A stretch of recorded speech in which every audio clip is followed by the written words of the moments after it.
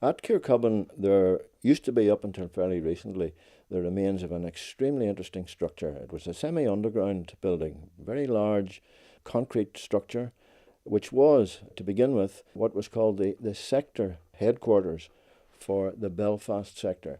For the purposes of fighter defence during the Second World War, Northern Ireland was divided into three sectors. The all-important Belfast sector, which covered Belfast naturally and the Ards Peninsula, and the main sector airfield for that sector was Ballyhalbert. But associated with Ballyhalbert was this building at Kirkcudbright, from which the activities being carried out by fighter aircraft based at Ballyhalbert were controlled and monitored and so on.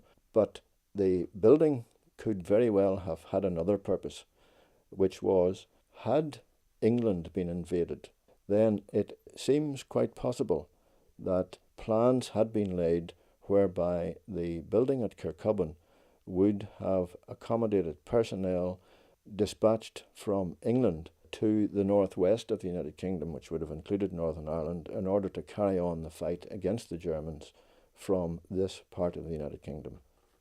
In addition to the bunker at Kirkcudbright, there were other facilities which certainly did have an association. For example, two radar stations on the peninsula, one at Greystone, which was a chain home facility, so-called, and then south of that at Roddensport was a type of radar known as chain home low.